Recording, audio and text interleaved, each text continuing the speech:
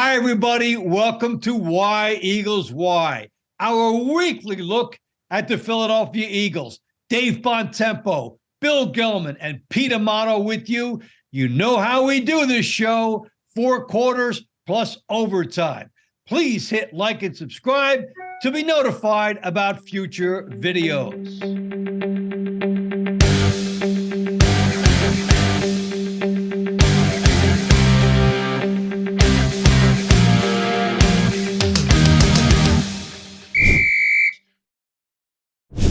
All right, as we break the huddle in the first quarter, I'll throw this out to both of you. My chiropractor, Brian, who was watching us, had famous last words yesterday. He said, I've been watching you guys all year and last year. I understand why you called it Why Eagles Why last year. They were 4-11 2 years ago. But now he said, you have nothing to complain about. Famous last words. Go ahead, Pete. Yeah, there's always something to complain about when you're a Philadelphia sports fan. But the biggest thing for me is something that I've been complaining about since the guy got here, and that's Jonathan Gannon.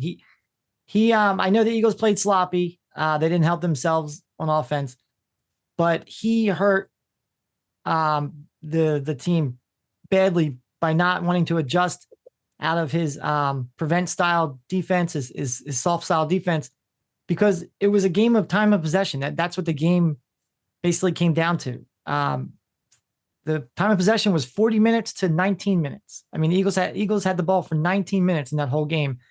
And it was because Jonathan Gannon played this very soft defense that he always goes to when he feels under pressure. He has the defensive backs sit 7-8 yards back, and the other team just can dink and dunk their way down the field. And it makes average quarterbacks look a lot better than they are, which it did with Heineke. And it tires out the defense. And he's just so afraid to get beat deep that he lets them just travel down the field and eat up all the clock. And it really just didn't give us a chance to get on the field a lot. We had no chance.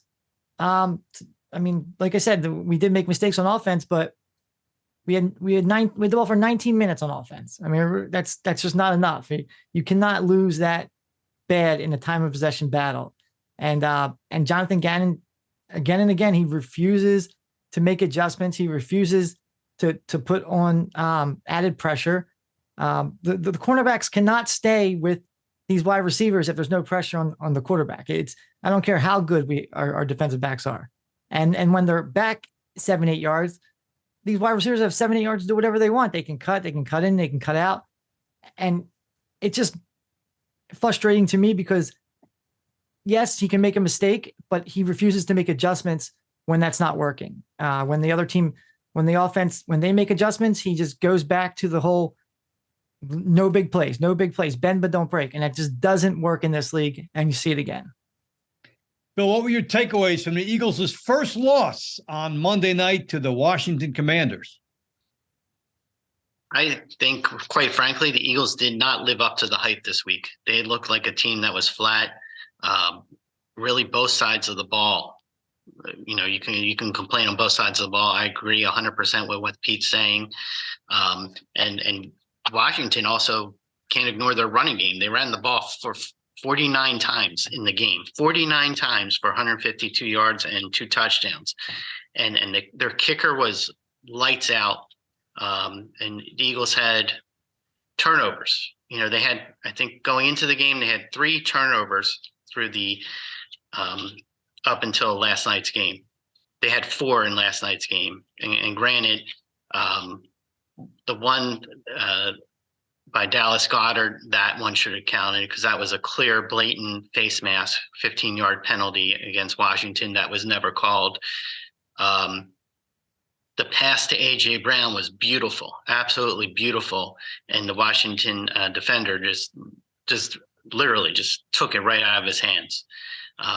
So the Eagles were never out of this game, despite what the final score shows.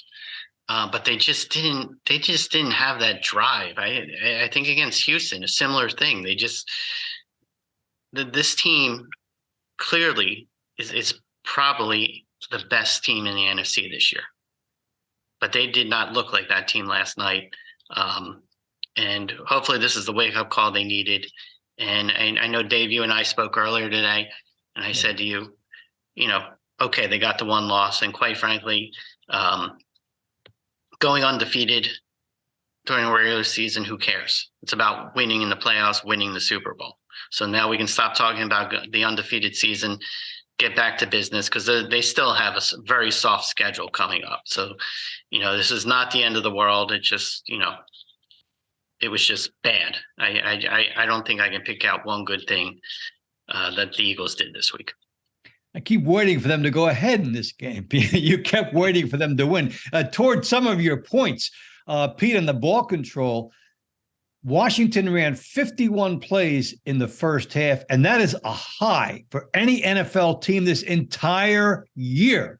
So the worst first half of ball possession in the league this year happened against the Eagles. And there are some other ones that were kind of crazy. The Goddard face mask and Quez Watkins, it's a walk-in touchdown if he doesn't fall. And even if he's tackled and doesn't get up to try to make the extra play, they're probably going to march in from there. But it's loss number one for the Eagles. And we'll talk more about this team in the second quarter. Second quarter of Why Eagles Why. Besides the news value of the Eagles losing their first game, there are some takeaways that we gathered in that game. Bill, what was a big takeaway for you about the Eagles and going forward? I have some concerns about the injuries. I know when the Eagles drafted Jordan Davis in the first round earlier this year, we filmed an episode about the draft picks. And I believe we were talking about how Jordan Davis in college couldn't play 4 downs. He was his size, out of shape, whatever. But clearly in the early going this season, he's having a big role on the defensive line, clogging the line up and, keeping opposing defense. He clearly has an impact against opposing offenses when he's on the field. Unfortunately, because of an ankle injury, he's already missed 2 games. He's on injured reserve right now. The earliest he can come back is the Tennessee game on December 4th. And then last night, Dallas Goedert suffered a shoulder injury. The news just came across right before we started recording. The Eagles haven't announced whether he's going to go on injured reserve, but supposedly, according to, I believe it was ESPN, said he could be out for an extended period of time. So that's 2 big pieces on one on each side of the ball. So we'll see how this plays out. Luckily they got Indianapolis this coming week. So, but let's not get excited, because it seems when the Eagles are double-digit favorites, that's when things get ugly.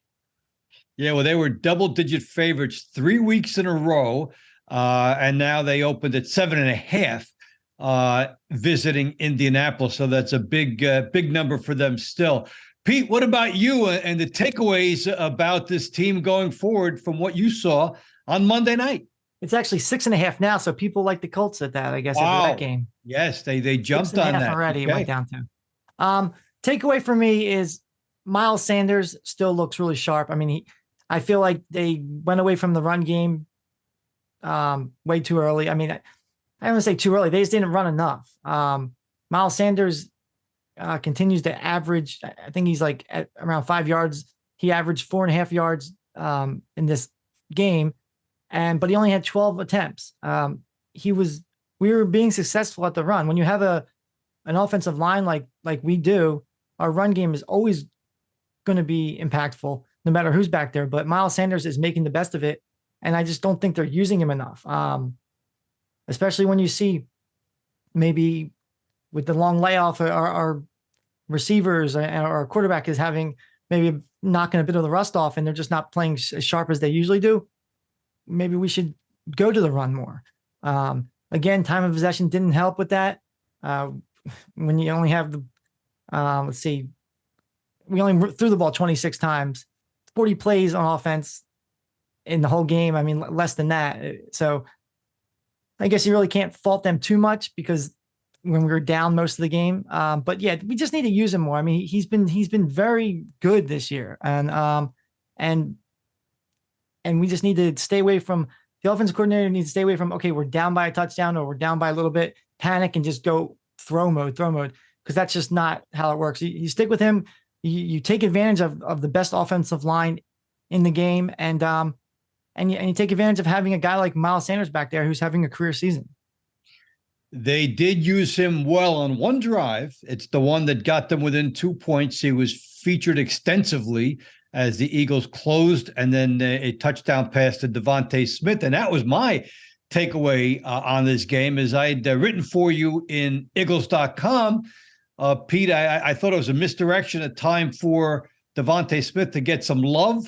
And he did get a lot of targets and a touchdown reception, capitalizing on the coverage that they were giving to A.J. Brown. So the Eagles are very, very good in that way.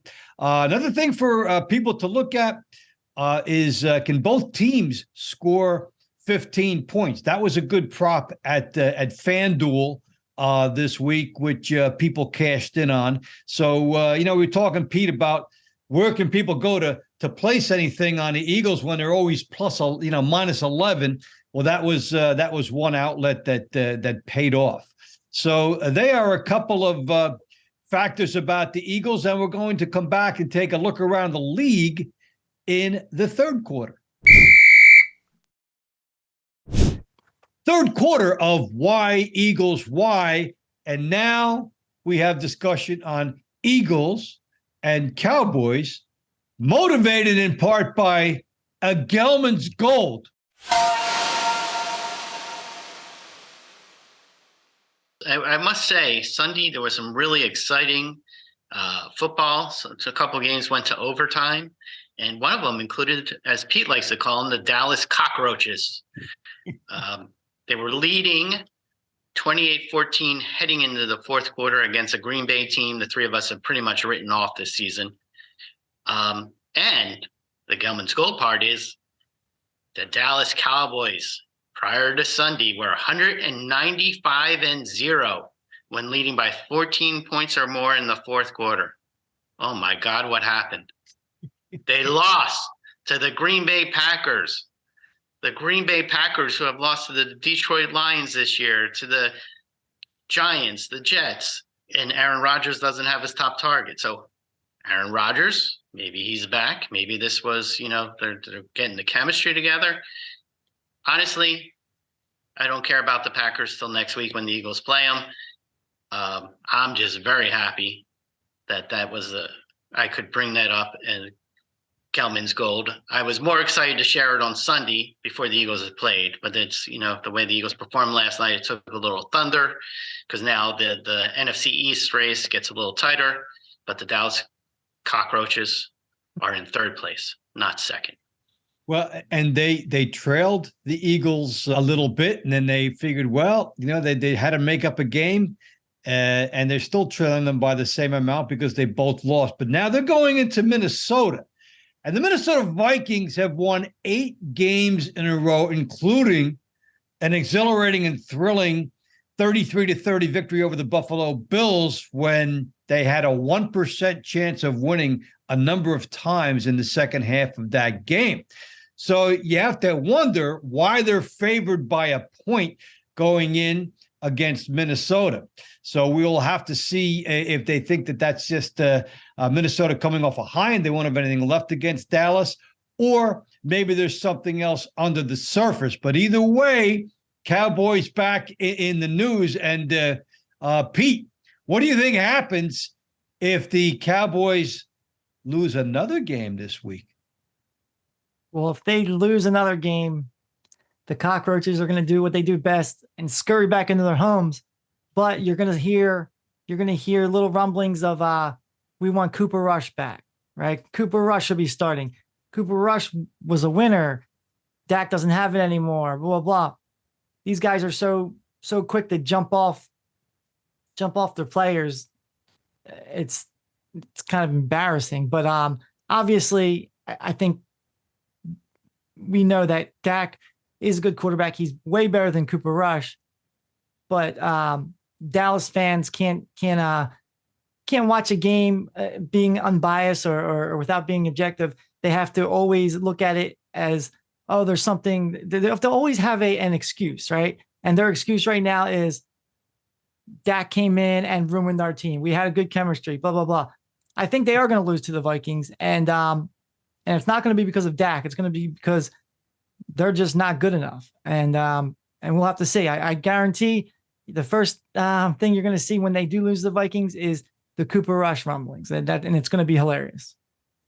We look forward to that if it happens. And for those who were watching that Cowboys-Packers game, the name of Christian Watson, take a look and see if he's the guy that will become the new Devontae Adams in Green Bay, as he had 3 touchdowns and 2 in the fourth quarter that sparked that comeback that led to the overtime triumph. So it's a look around the league. But now here's the second half of the look around the league.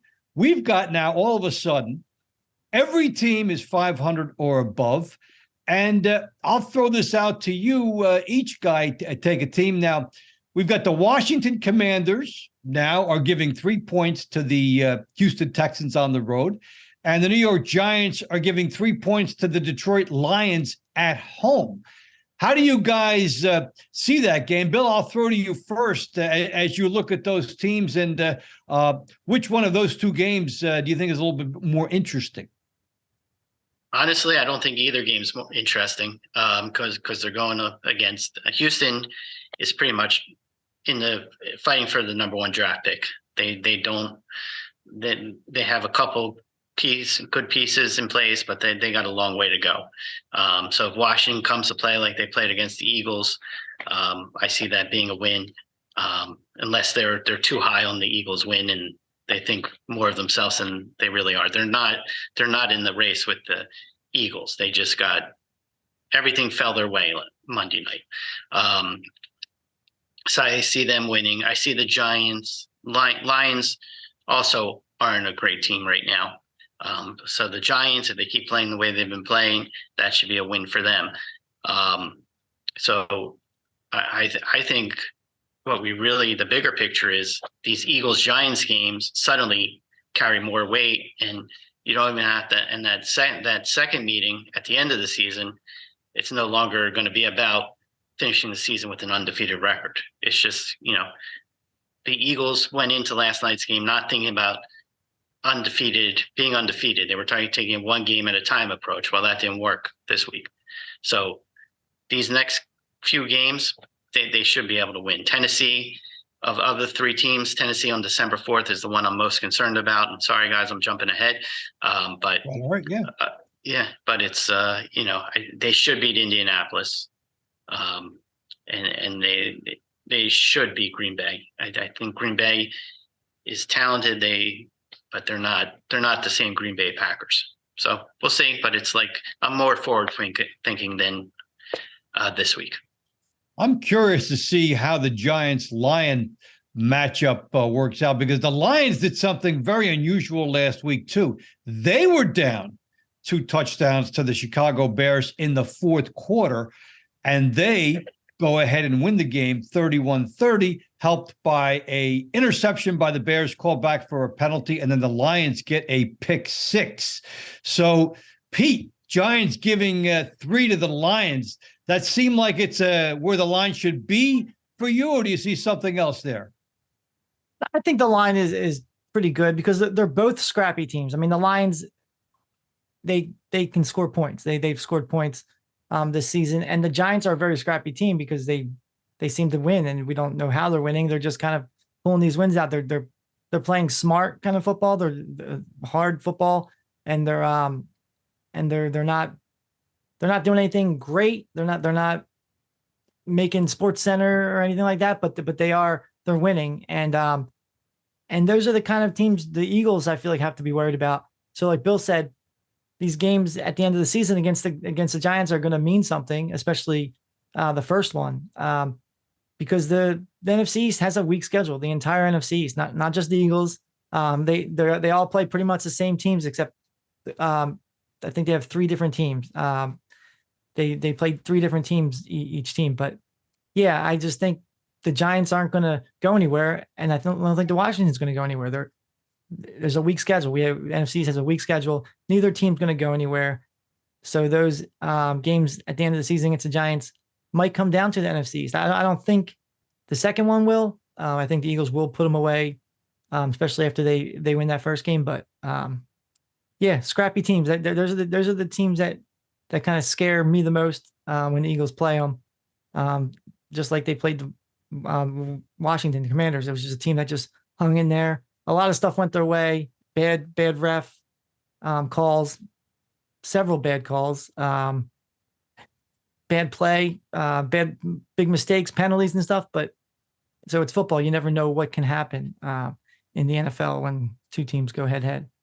It took all of those things to occur in the same game for the Eagles to lose. And postscript on the Giants, they're playing that gritty defense in the red zone and refusing to yield points and having some takeaways. So they're a very good home defensive team. We'll see if that continues to play forward for the Giants.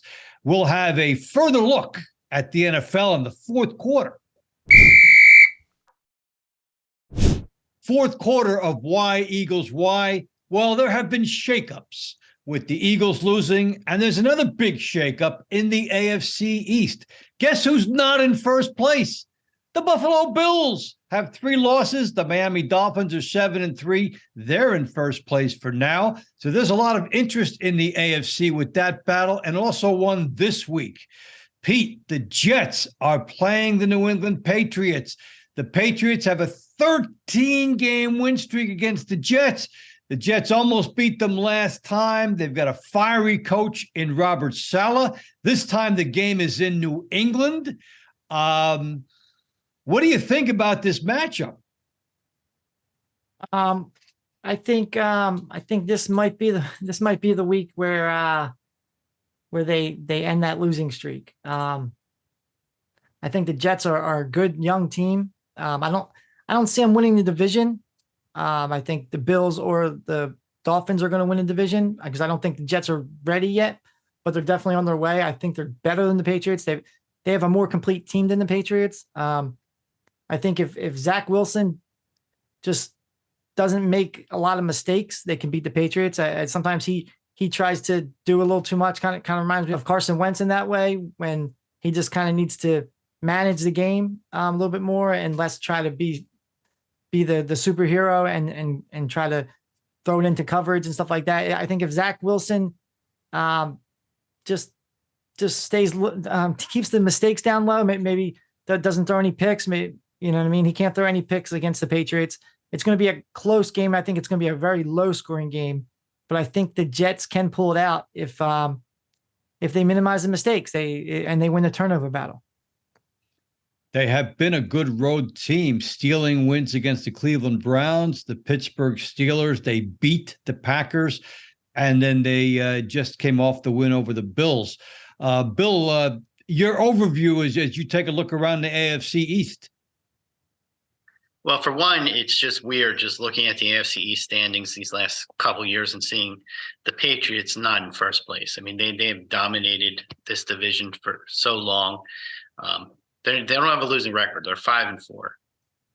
But I would be more concerned about the Miami Dolphins and Buffalo Bills. And the Buffalo Bills, if we're talking about them, they look like the clear-cut favorite in the AFC.